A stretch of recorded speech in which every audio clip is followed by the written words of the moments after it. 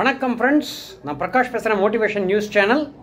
இன்றைய தினம் ஒரு சிறப்பு பதிவு. நாளைய தினம் நடக்க இருக்கும் ஜனவரி 22, அதாவது ராமரின் பிராண பிரதிஷ்டை, இதை சம்பந்தமாக தான் நான் இன்றைய வீடியோ அமைய இருக்கிறது.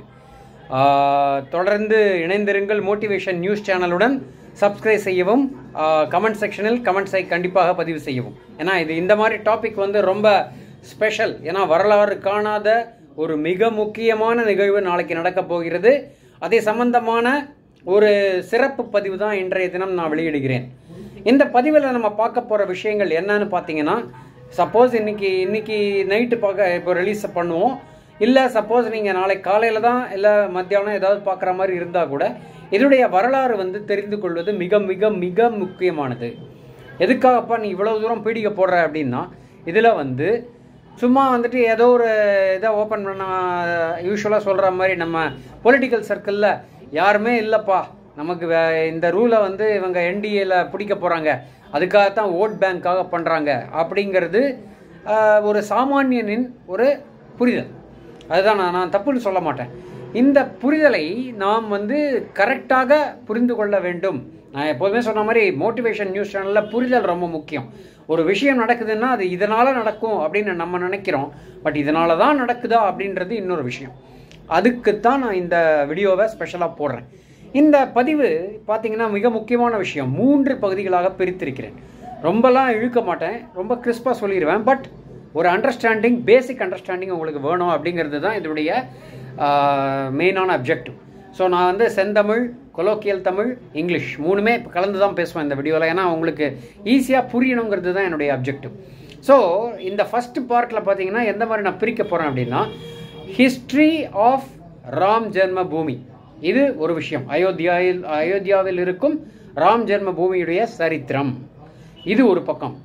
இரண்டாவது, சுதந்திரத்திற்கு பின் நடந்த நிகழ்வுகள், இது இரண்டாவது பகுதியாக இருக்கும். 3வது பகுதி தான் இப்போ நடைபெற இருக்கும், நடந்து கொண்டிருக்கும் விஷயங்கள்.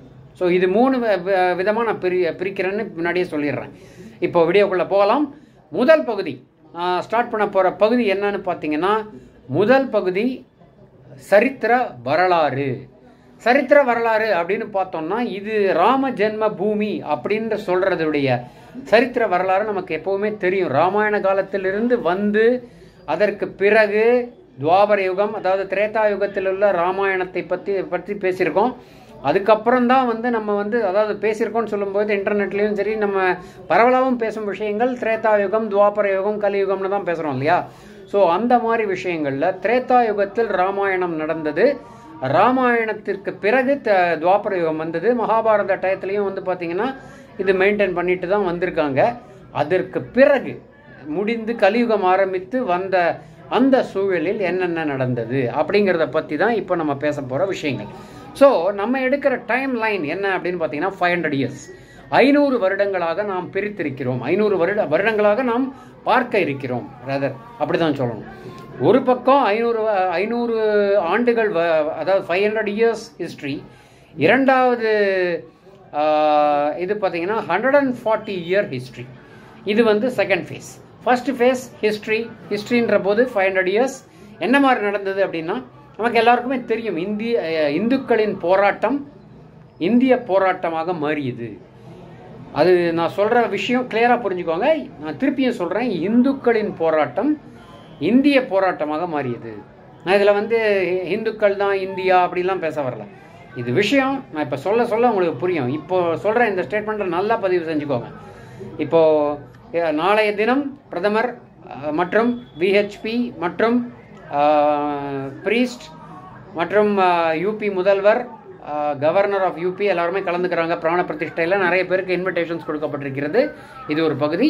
இப்போ நான் வரலாறுக்குள்ளே போகிறேன். 80% நமக்கு இந்துக்கள் இருக்கும் இந்த இந்திய நாட்டில் நமக்கு 500 ஆண்டுகளாக இரத்தக்கரை படிந்த ஒரு வரலாறு தான் இருக்குது. என்னடா ஆரம்பிக்கும் போதே இரத்தக்கரை அப்படின்னு சொல்லி ஆரம்பிக்கிறியே அப்படின்னு பார்க்காதீங்க. இப்போ நான் சொல்ல போகிறேன்.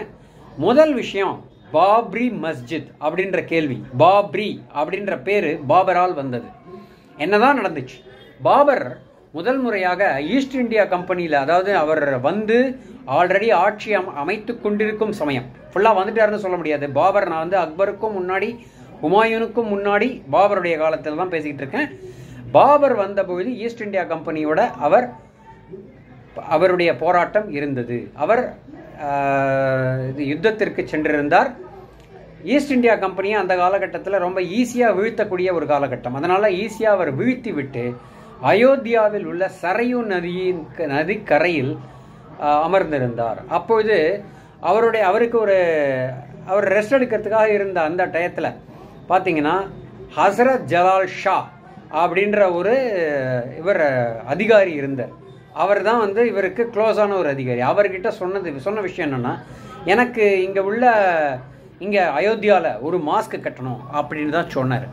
ஸோ அயோத்தியாவில் மாஸ்க் கட்டணும்னு அவர் சொன்ன பொழுது நம்ம உடனே அவர் வந்து நீ வந்து இந்த மாதிரி கோயில் இருக்குது அதை இடிச்சிட்டு கட்டுன்ற மாதிரி சொல்லலை. ஆனால் ஹசரத் ஜலால் ஷா வந்து என்ன பண்ணார் அப்படின்னா, அவர் டைரக்டாக வந்து அந்த டெம்பிளுடைய சைட்டை பார்த்துட்டு இந்த இடத்துல கட்டலான்ற மாதிரி ஒரு அட்வைசரி கொடுத்துருக்காரு பாபருக்கு. ஸோ இந்த காலம் இது வந்து ஒரு விஷயம். அதாவது இந்த இதில் இன்னொரு முக்கியமான விஷயம் இருக்குது. துளசிதாசர் இருந்த காலகட்டம். அப்பொழுது துளசிதாசர் வந்து தோஹா சதக் அப்படின்னு அவருடைய புக் ஒன்று இருக்குது. அதில் வந்து 80 to 95 வெர்சஸில் வந்து என்ன எழுதியிருக்காரு அப்படின்னா, பாபர் வந்து நிறைய இந்துக்களை கொன்று அந்த கோயிலை கட்டினார், ஆர் ரதர் அந்த கோயிலை இடித்தார் மசூதியை கட்டுவதற்காக. அதே இது ஒரு ரெஃபரன்ஸ். இன்னொரு ரெஃபரன்ஸ் பார்த்தீங்கன்னா, ராய்பரேலியில் 1944 இந்த தோஹா சதக்கை வந்து ஆக்சுவலாக நான் இப்போ சொன்ன துளசிதாசருடைய தோஹா சதக்கை கண்டுபிடித்து ஒரு நபர் கண்டுபிடித்தார். அந்த ப்ரூஃப் இல்லை அப்படின்னா நமக்கு வந்து பாபர் தான் இதுக்கெல்லாம் காரணம்.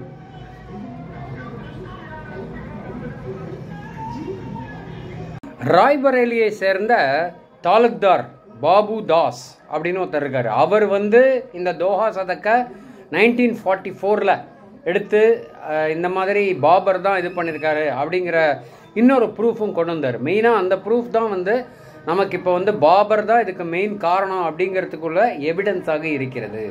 இதுதான் ஒரு விஷயம். அதை தவிர குரு கிரந்த சாஹிப்பில் பார்த்தீங்கன்னா கிட்டத்தட்ட 417 வெர்சஸ் இருக்குது. அதில் என்ன எழுதப்பட்டிருக்குன்னா, பாபர் ரூல் வந்ததுக்கு பிறகு இப்போ இங்கே இந்தியாவில் இருக்கும் எந்த இளவரசருக்கும் உணவு கூட கிடைக்காத நிலைமை ஏற்பட்டு விட்டதுன்ற மாதிரி எழுதியிருக்காங்க.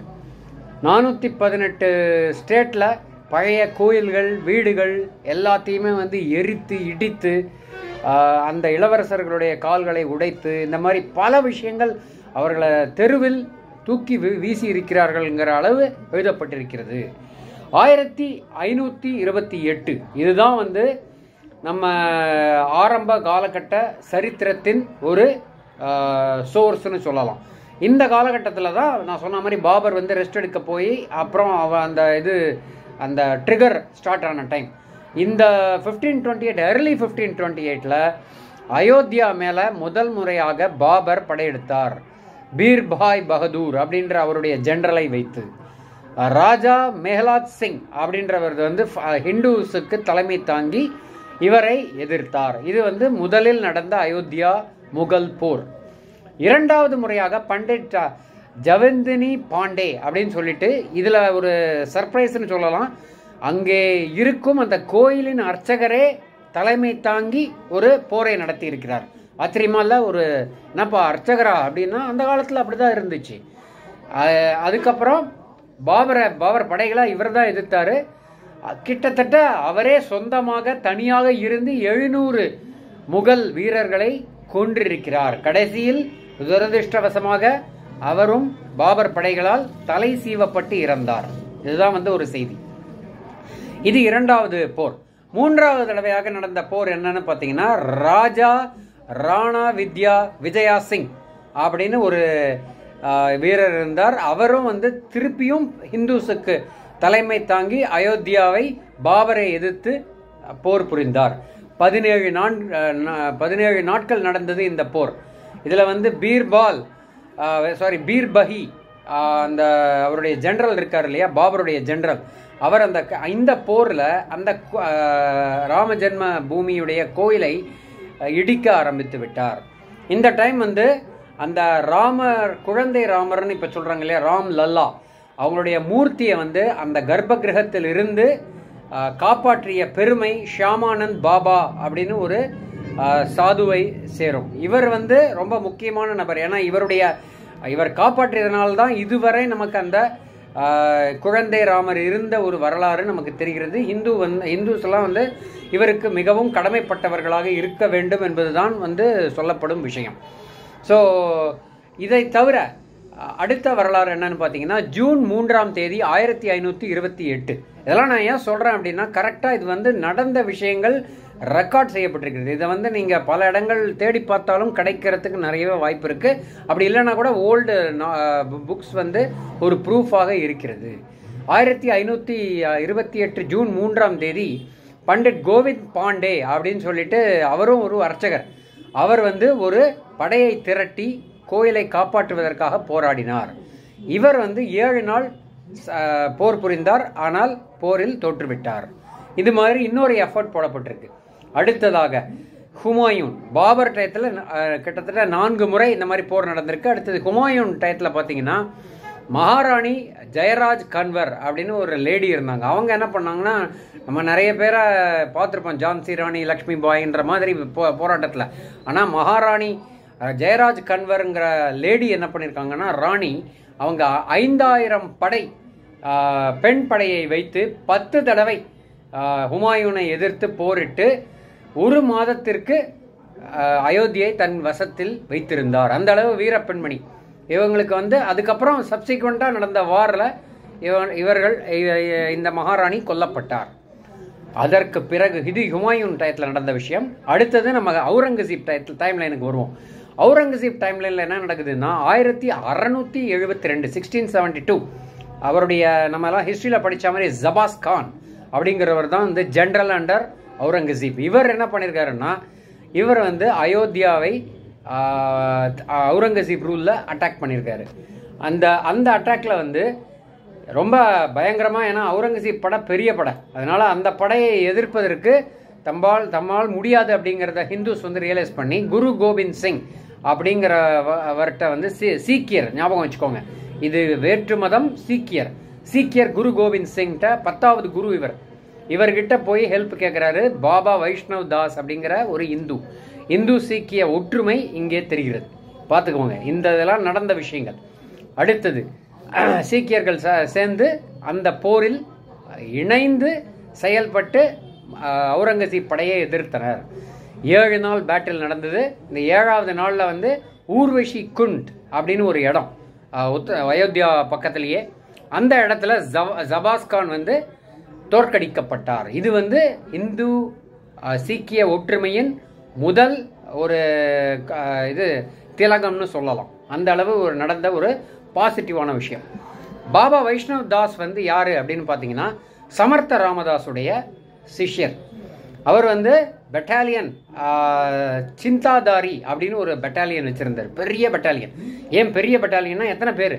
அந்த பெட்டாலியனில் 10,000 வீரர்கள் இருந்ததா சொல்லப்படுகிறது.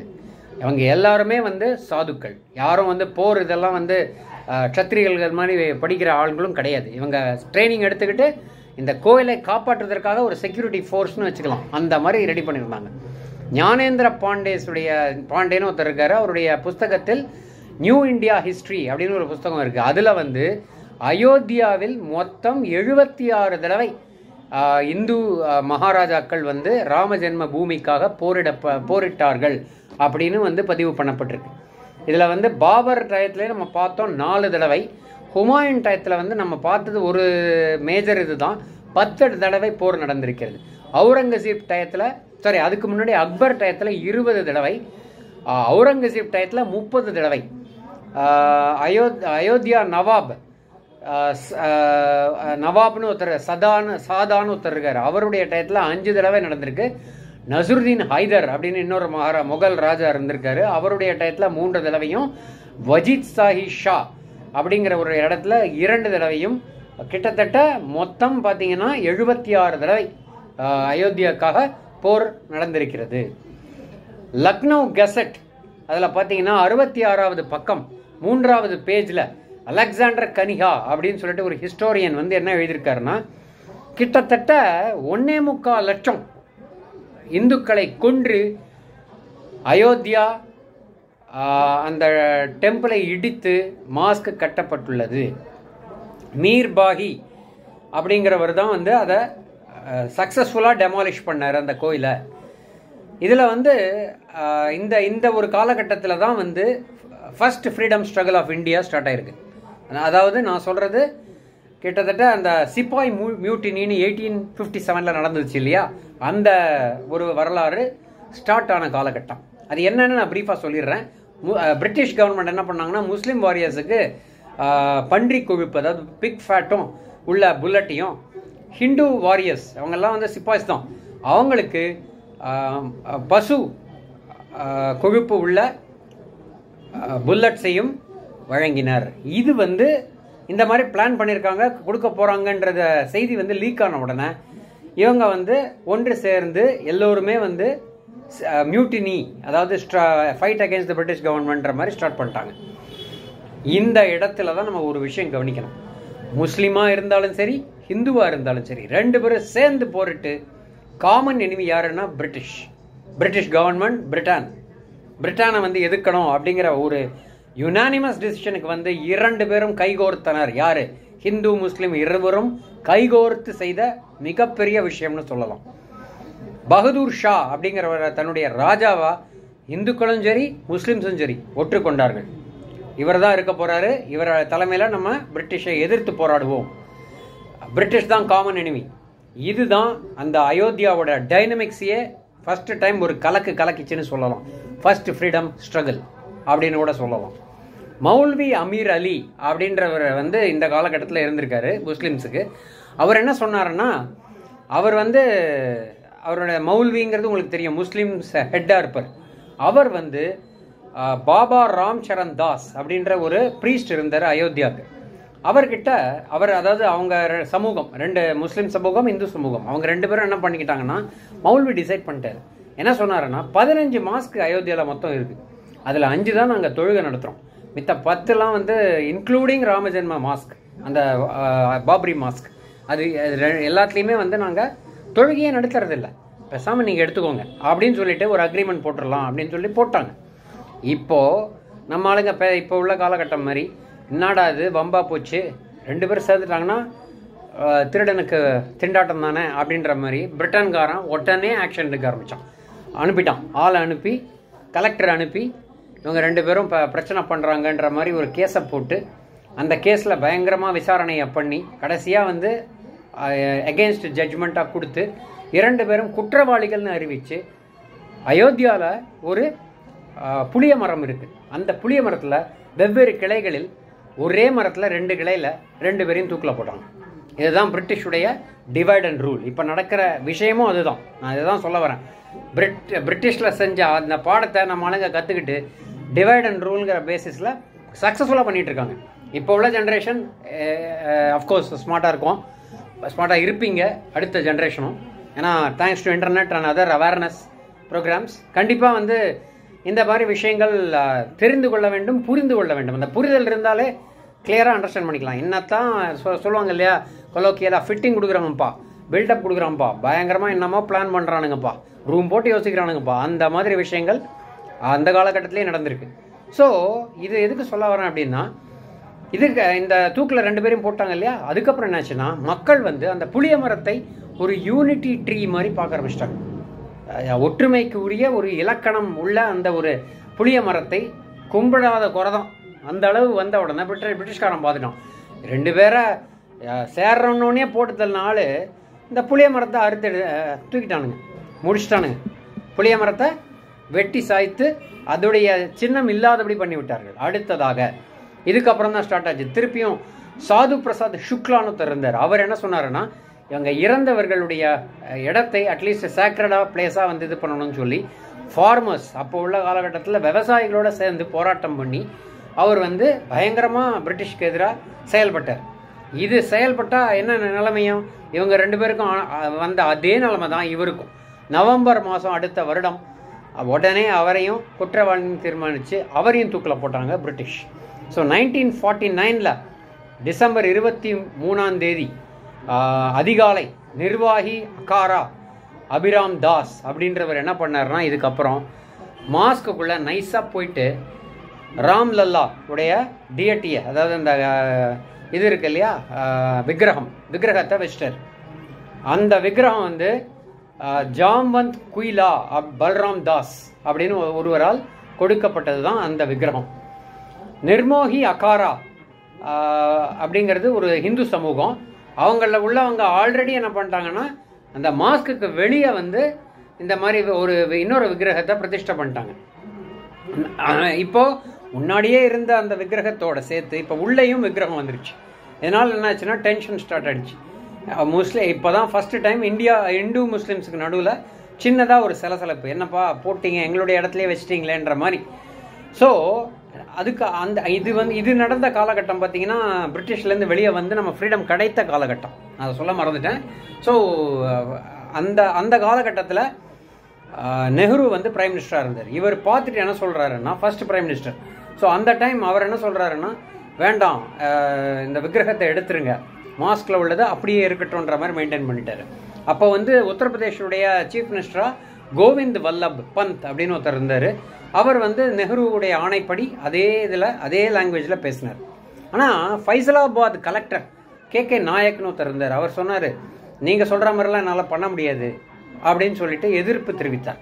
அதனால் அவரை சஸ்பெண்ட் பண்ணிட்டாங்க. தெரியும், அப்போவே அந்த கல்ச்சர் தான் இருந்திருக்கு. ஸோ அந்த மூர்த்தியை வந்து எடுத்துட்டு அந்த இடத்துலேருந்து எடுத்து டென்ஷன் வேண்டான்ற மாதிரி டிசைட் பண்ணிட்டாங்க. பட் வெளியே இருந்த அந்த மூர்த்தி அப்படியே இருந்தது. 2 மூர்த்தியை பற்றி பேசுகிறேன். ஒன்று வந்து ஒரு விக்கிரகம், அதாவது மூர்த்தி நான் சொல்கிறது விக்கிரகம் உள்ளே இருந்துச்சு, அதை வந்து எடுத்துட்டாங்க. ஆனால் வெளியில் உள்ள விக்கிரகம் மூர்த்தி வந்து அப்படியே தான் இன்டாக்ட் இருந்தது. இதுதான் நம்ம நோட் பண்ண வேண்டிய விஷயம். இந்த டிஎட்டி தான், இந்த விக்கிரகம் தான் நம்ம விஹெச்பி மக்கள் வந்து எடுத்துகிட்டு வந்து ஒரு ராம ஜென்ம பூமின்னு ஒரு இடத்துல வச்சு, அதை முதலாக கொஞ்சம் தள்ளி இருந்துச்சு, அந்த இடத்துல வச்சு பூஜையை பண்ணி கொண்டிருந்தார்கள். இதில் இன்னொரு ட்விஸ்ட் என்ன தெரியுமா? நீங்கள்லாம் எதிர்பார்க்காத ஒரு ட்விஸ்ட். என்னப்பா இதெல்லாம் ரொம்ப டீட்டெயிலாக சொல்லிட்டு இருக்க, நார்த்துக்கு தானேப்பா இதெல்லாம், நார்த் இந்தியாவில் அவங்களுக்கு ஏதோ செஞ்சுட்டு இருந்தாங்க, கதை ஓடுதுன்னு. ஆக்சுவலாக பொறி வந்து எங்கேருந்து வந்திருக்கு தெரியுமா? இதுக்குடைய ஸ்பார்க் ஸ்டார்ட் ஆன விஷயம் எங்கேன்னு தெரியுமா? தமிழ்நாட்டிலேருந்து ஸ்டார்ட் ஆயிருக்கு. என்னடா சொல்கிற, தமிழ்நாட்டிலையும் ராம ஜென்மபூமி என்னடா கனெக்ஷன் அப்படின்னா, அதுக்கு வேண்டிய ஒரு நிகழ்வு இங்கே நடந்திருக்கு. இதுக்கு ஒரு சின்ன குட்டி கதை சொல்கிறேன். விஜய் சொல்கிற மாதிரி ஒரு குட்டி கதை சொல்லவா? என்ன விஷயம் அப்படின்னா, 1550 விஜயநகர சாம்ராஜ்யத்தில் இருந்தபொழுது வெள்ளூர் பக்கத்தில் ஜலகண்டேஸ்வரர் கோயில் அப்படின்னு சொல்லிட்டு அங்கே லிங்கம் ஒன்று இருந்திருக்கு. நிறைய பேருக்கு தெரிஞ்சிருக்கும். இந்த ஜலகண்டேஸ்வரர் கோயிலில் என்ன நடந்துச்சு தெரியுமா? இந்த ஜலகண்டேஸ்வரர் கோயிலில் இருந்த லிங்கத்தை பிற்காலத்தில் வந்த முகலாக இருந்தாலும் சரி, பிரிட்டிஷாக இருந்தாலும் சரி, அவங்க எதிர்க்கிறாங்க. முகல்லையே ஸ்டார்ட் பண்ணிட்டாங்க. அதனால் என்ன பண்ணிட்டாங்கன்னா, பக்கத்தில் வந்து சத்வாச்சாரி விநாயக கோயில் அப்படின்னு சொல்லிட்டு ஒரு கோயில் இருக்குது. அந்த கோயிலில் இந்த லிங்கத்தை கொண்டு போய் வச்சுட்டாங்க. பிள்ளையாரும் இருந்தார், சிவனும் இருந்தார், சிவலிங்கமும் போயிடுச்சாங்க. இதுக்கப்புறம் என்ன இருக்குன்னா, முகல் வந்து அந்த ஜலகண்டேஸ்வரர் கோயிலில் மாஸ்க்கு கட்டினாங்க. அதுக்கப்புறம் பிரிட்டிஷ் வந்துட்டு சர்ச்சை கட்டினாங்க. அதுக்கப்புறம் அதோட விடலை. பிரிட்டிஷ் என்ன பண்ணாங்கன்னா, ஒரு நல்ல வேலை பண்ணாங்க. அவங்களுக்கு வேண்டிய ஆர்மி கேம்பை ஜலகண்டேஸ்வரர் கோயிலே போட்டாங்க. அதோட மட்டும் விடாமல் எவனாவது கேட்டுருவானோன்னு சொல்லிட்டு ஆர்கியாலஜிக்கல் டிபார்ட்மெண்ட்டையும் அங்கேயே வச்சிட்டானுங்க. ஸோ இவ்வளவு நல்ல வேலைகளை பண்ணிய பிரிட்டிஷ் இந்த மாதிரிலாம் பண்ணிட்டு போனதுக்கப்புறம் பர்மனெண்ட்டாக கிட்டத்தட்ட ஒரு 400 ஆண்டுகள் விஜயநகர சாம்ராஜ்யத்துக்கு அப்புறம் முகல் வந்ததுலேருந்து till British went out of India 400 years அந்த லிங்கம் சத்வாச்சாரி டெம்பிள்லேயே இருந்திருக்கு. இதை வந்து பல ஏடுகள் மூலமாக அதை ஃபாலோ பண்ணிட்டு வந்து எம்ஜிஆர் காலகட்டத்தில் தமிழ்நாட்டில் 1981 என்ன இருக்குன்னா, மூலவரை வந்து திருப்பியும் ஜலகண்டேஸ்வரர் கோயிலில் சத்வாச்சாரி விநாயகர் கோயிலேருந்து எடுத்துகிட்டு வந்து ஜலகண்டேஸ்வரர் கோயிலில் பிரதிஷ்டை பண்ணாங்க. இதுதான் வந்து அயோத்தியாவுடைய ராம ஜென்ம பூமிக்கு ஒரு ட்ரிகர். எப்படி ட்ரிகர் அப்படின்னா, இந்த இதை வந்து விஹெச்பி மூலமாக விஹெச்பியில் உள்ள அசோக் சிங்கல் பார்த்தார். ஒரு பெரிய ஒரு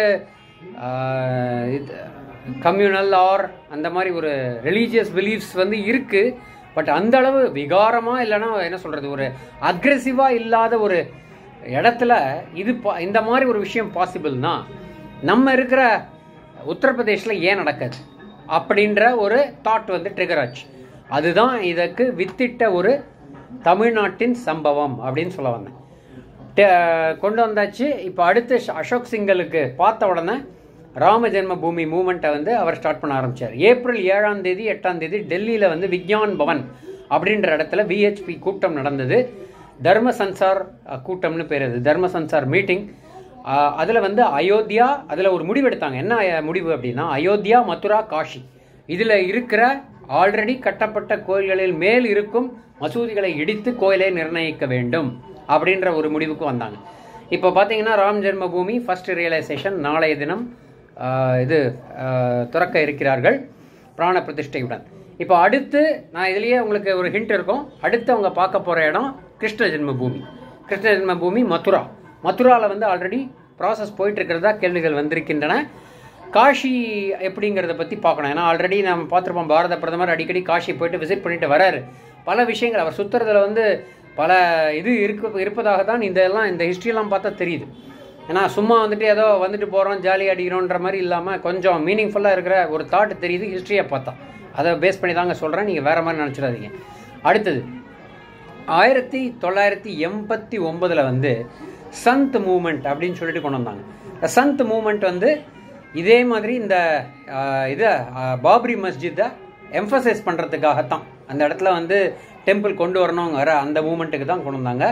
நவம்பர் 9ஆம் தேதி ராம ஜென்ம பூமி பூஜா வந்து, அதாவது 1989 காலையில் 9:15 ஆரம்பித்து அடுத்த நாள் மதியம் 1:35 வரை இந்த ஃபவுண்டேஷன் ஸ்டோன்னு சொல்லுவாங்க இல்லையா, முதல் கல் எடுத்து வைக்கிறது.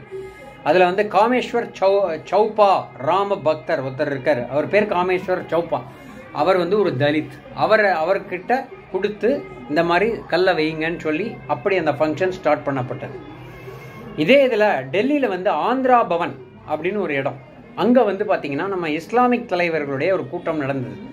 அங்கே வந்து அந்த கூட்டத்தில் மெயினாக இருக்கிற ஒரு 5 மௌலிகள் இருந்தாங்க. அதில் மெயினான இஸ்லாமிக் ஸ்காலர் பார்த்தீங்கன்னா அலிமியா நக்வி அப்படின்னு ஒருத்தர் இருந்தார். அவர் வந்து தொழுகைக்காக போயிட்டு அந்த 5 பேரும் போயிருந்தாங்க. போயிட்டு வந்த உடனே பார்த்தீங்கன்னா அங்கே வந்து சத்ய மித்ரானந்தா அப்படின்னு சொல்லிட்டு நம்ம ஹிந்து தலைவர் ஒருத்தர் வந்து அங்கே நின்றுட்டு இருந்தார். அவருக்காக வெயிட் பண்ணிட்டு இருந்தார். என்னடா விஷயம் அப்படின்னு பார்த்தா, முஸ்லீம்ஸுக்கு ஒரு கொள்கை இருக்குது, தொழுகை முடிந்த உடனே யார் என்ன கேட்டாலும் கொஞ்சம் அவங்களுக்காக அந்த விஷயத்தை பண்ணி கொடுக்கணும் அப்படின்ற ஒரு பாரம்பரியம் இருந்தது. அதை யூஸ் பண்ணி இவர் என்ன சொன்னாருன்னா, கையில் பிக்ஷை எடுப்பது போல் அந்த இதை எடுத்துக்கிட்டு தயவு செய்து ராம ஜென்ம பூமியை எங்களுக்கு கொடுத்துருங்க அப்படின்னு கேட்டார். அவர் சிரிச்சுக்கிட்டே சொன்னார், லட்டோ ஸ்வீட்டோ கொடுக்குற மாதிரி இல்லை விஷயங்கள், இது கொஞ்சம் டைம் எடுக்கக்கூடிய ப்ராசஸ், நிறைய விஷயங்கள் இருக்குது இதில் அப்படின்னு சொல்லி அந்த இடத்துல அது வித்திடப்பட்டது. 1989 ஜூன் 9லேருந்து 11 வரைக்கும் ஹிமாச்சல் பிரதேஷில் நம்மளுடைய இந்த கங்ராங்கிற ஒரு டிஸ்ட்ரிக்ட், இதில் பாலாம்பூர் அப்படிங்கிற ஒரு சிட்டியில் ரோட்டரி பவன் அப்படின்ற இடத்துல பிஜேபியுடைய நேஷ்னல் மீட்டிங் நடந்தது. அந்த மீட்டிங்கில் தான் ஃபஸ்ட்டு அப்போ தான் இவர் எல்கே அத்வானி பிஜேபி ஹெட்டாக இருந்தார். அவர் ஆரம்பித்த அவர் சொன்ன விஷயந்தான் இந்த விஹெச்பியுடைய அசோக் சிங்கல் சொன்ன அந்த விஷயத்தை முதலில் பிஜேபியுடைய மேனிஃபெஸ்டோவில் கொண்டு வரணும் அப்படின்னு சொல்லிட்டு எம்ஃபசைஸ் பண்ணி அந்த இடத்துல தான் அந்த ஒரு மிக முக்கியமான தாட் வந்து ஸ்டார்ட் ஆச்சு. பிஜேபியுடைய பாலிசி மேனிஃபெஸ்டோவுக்கு ராம் ஜென்ம பூமிங்கிற அஜெண்டா சேர்க்கணும்னு சொல்லி அங்கே தான் வந்து வித்திடப்பட்டது. மறுபடியும் 1990 செப்டம்பர் 22 1990 என்ன நடந்துச்சுன்னா, குஜராத்தில் உள்ள சோம்நாத் அப்படிங்கிற இடத்துலேருந்து உங்களுக்கு தெரியும், சோம்நாத் டெம்பிள் சிவனுடைய டெம்பிள், அங்கேருந்து ஆரம்பித்து அயோத்தியாவுக்கு ரத யாத்திரை ஸ்டார்ட் பண்ணப்பட்டது. அவங்களுடைய தாட் என்னென்னா, சர்தார் வல்லபாய் பட்டேல் சோம்நாத் இதுக்கு வந்து ஸ்ட்ரெஸ் பண்ணி ஒரு சிவ ஆலயத்தை கரெக்டாக அமைக்க முடியும்னா அயோத்தியாவில் நம்மளால் ஏன் முடியாது அப்படின்ற தாட் தான் வந்து இதுக்கு ஒரு ட்ரிகராக இருந்திருக்கு. இதுக்கப்புறம் தான் வந்து அந்த நேஷ்னல் ஸ்பிரிட்டில் அயோத்தியா அப்படின்ற பெரிய ஒரு விஷயம் நடந்தது, நமக்கு எல்லாருக்குமே தெரியும். அதாவது டிசம்பர் 6 பற்றி சொல்கிறேன். அதுக்கு முன்னாடி ஒரு டேட் இருக்குது, அக்டோபர் 30. இதில் என்னென்னா இதில் வந்து நிறைய பேர் பார்த்தீங்கன்னா இந்த ராம பக்தர்கள்னு இந்த பக்ஸ்ன்னு சொல்லுவாங்க இல்லையா, அங்கேருந்து தான் வந்திருக்கு. இப்போ பக்ஸ், மோடி பக்ஸ்லாம் சொல்கிறாங்களே, அந்த மாதிரி ராம பக்ஸ் அப்படின்னு ஸ்டார்ட் ஆகிற விஷயம் வந்து அக்டோபர் 30, 1992, அதே சேம் இயர் நடந்தது. எல்லோருமே கூட்டிட்டாங்க ராம ஜென்ம பூமியை சுற்றி. அப்போ முலாயம் சிங் யாதவ் வந்து உத்தரப்பிரதேஷ் சீஃப் மினிஸ்டராக இருந்தார். அப்போது அவர் என்ன பண்ணாருன்னா ஃபயரிங் ஆர்டர் போலீஸுக்கு கொடுத்துட்டு கிட்டத்தட்ட 28 பக்தர்கள் ஸ்பாட்லேயே ஷாட் டெட், அந்த மாதிரி ஒரு விஷயம் நடந்தது. இது எங்கே பாடிஸ் இருந்ததுன்னா ஹனுமான் காடின்னு சொல்லிட்டு இப்போ நம்ம ஹனுமான் டெம்பிள் ஒன்று இருக்குது ராமருடைய அந்த சைட் பக்கத்தில், அந்த இடத்துல இந்த பாடிஸை பார்த்துருக்காங்க. அதில் வந்து முக்கியமான விஷயம் என்னென்னா கல்கட்டாலேருந்து கொத்தாரி பிரதர்ஸ் அப்படின்னு சொல்லிட்டு 2 பேர் இருந்தாங்க. ராம்குமார் கொத்தாரி, சரத்குமார் கொத்தாரின்னு 2 பேர் இருந்தாங்க. அவங்களும் வந்து அவங்க பெரிய இவங்க பிஸ்னஸ் பீப்புள், அவங்களும் அதில் கொல்லப்பட்டனர். 1992 இதில் பார்த்தீங்கன்னா டிசம்பர் 6ஆம் தேதி, அதுதான் வந்து நம்மளுடைய லேண்ட்மார்க் விஷயம். அயோத்தியா அப்படின்ற ஒரு விஷயமே வந்த காரணம் இந்த டிசம்பர் 6. இதுதான் வந்து நமக்கு எல்லாருக்குமே தெரியும். அந்த பார்ட் ஆஃப் தி மாஸ்கை இடிச்சிட்டு ராமர் இதை வந்து இவங்க இன்ஸ்டால் பண்ணாங்க. இதுக்கப்புறம் தான் கேஸ் எல்லாம் நடக்க ஆரம்பிச்சிது. கேஸ் நமக்கு தெரியும். இது வந்து 2வது ஃபேஸ் முடிச்சிட்டேன். இப்போ 3வது ஃபேஸில் வரும்பொழுது நம்ம பார்த்தோன்னா ஃபேஸ் 3 ஸ்டார்ட் வந்து கோர்ட் கேஸோட ஸ்டார்ட் ஆகுது. கோர்ட் கேஸ் நடந்துக்கிட்டே இருக்குது. கோர்ட்டில் பார்த்தாங்க இவ்வளோ பிரச்சனைகள் நடந்திருக்கு, இப்போ கேஸ் போட்டாச்சு, என்ன பண்ணலாம் அப்படின்னு பார்த்தா ஒரு சயின்டிஃபிக் அப்ரோச். ஆர்கியாலஜிக்கல் டிபார்ட்மெண்ட்டை கூப்பிட்டாங்க. நீங்கள் அங்கே இருக்கா இல்லையா தொல்லியல் ஆராய்ச்சி பண்ணிவிட்டு எங்களுக்கு சொல்லுங்கள் அப்படின்னோடனே டீம் ஆஃப் பீப்புள் போனாங்க, பார்த்தாங்க. கிளியராக அதில் அடியிலெல்லாம் பார்த்தீங்கன்னா ஃபுல்லாக டெம்பிளுடைய ப்ரூஃப்ஸ் எல்லாமே இருக்குது. கண்டிப்பாக வந்து இது வந்து டெம்பிளுடைய இதுதான் அப்படின்ற மாதிரி நிறைய வக்கீல்கள் வாதாடுகிறார். அது இன்னொரு வீடியோவில் நான் இதுவாக சொல்கிறேன். இப்போ ரொம்ப ப்ரீஃப்னு சொல்கிறதே இது ரொம்ப ஜாஸ்தி ஆகிடுச்சு. இதுதாங்க விஷயம். இப்போ இவ்வளோ இதுக்கு நடந்ததுக்கப்புறம் லிட்டிகேஷனில் வந்து அப்புறம் நமக்கு தெரியும் மோடி கவர்மெண்ட் வந்து கடந்த 10 வருடங்களாக வேலை செய்து யூபியில் வந்து யோகி வந்து முஸ்லீம்ஸ்கிட்ட பேசி அவங்களுக்கும் ஒரு இது மாதிரி கொடுத்து லேண்ட் அலோகேஷன்லாம் தனியாக கொடுத்து முஸ்லீம்ஸும் அக்செப்ட் பண்ணிக்கிட்டு வித் ஃபுல் கோஆப்ரேஷன் தான் இது நடக்குது. இதில் நடுவில் பூந்து அதெல்லாம் பண்ணவே இல்லை, இவங்க ப்ரெஷர் போட்டாங்கன்னு சொல்லிட்டு நிறைய டிவைட் அண்ட் ரூல் அந்த பிரிட்டிஷ் காலத்தில் உள்ள அதே ஓல்ட் டெக்னிக் யூஸ் பண்ணுற ஆளுங்களும் இருக்காங்க. பட் விஷயம் இதுதான். ஸோ இன்று இந்த ஒரு பெரிய வரலாறை நாம் பார்த்தோம். நாளைய தினம் பிரதமர் மோடி அவர்கள் தலைமையில் அந்த 5 பேர் கர்ப்ப கிரகத்திலிருந்து பிராண பிரதிஷ்டை செய்ய இருக்கிறார்கள். எல்லோரும் ராமருடைய அனுகிரகத்தை பெற வேண்டும் என்று சொல்லி இந்த நேஷ்னல் ஹெரிட்டேஜ் அண்ட் கல்ச்சருக்கு இது மிக முக்கியமான ஒரு வரலாற்று சான்று. பக்தி இருக்கோ இல்லையோ, நமக்கு இருக்கிற கல்ச்சருக்காவது இந்தியாவை நம்ம நேஷ்னலிசம் ஸ்பிரிட் அப்படின்னு சொல்கிறோம் இல்லையா, அதை வந்து மெயின்டைன் பண்ணுறதுக்கு இது மிக முக்கியமான ஒரு விஷயமாக கருதி எல்லோருமே வந்து spirit of patriotism and national spirit இருக்கணும் அப்படின்னு சொல்லி இந்த வீடியோவை முடிவு செய்கிறேன். உங்களுடைய கமெண்ட்ஸ் இந்த பதிவுக்கு வரவேற்கப்படுகிறது. இது மிக முக்கியமான வீடியோ, உங்களுக்கே தெரியும். தயவு செய்து positive or negative or any sort of comments தயவு செய்து போடுங்க. எல்லோரும் இணைந்திருப்போம் மோட்டிவேஷன் நியூஸ் சேனலுடன். வணக்கம்.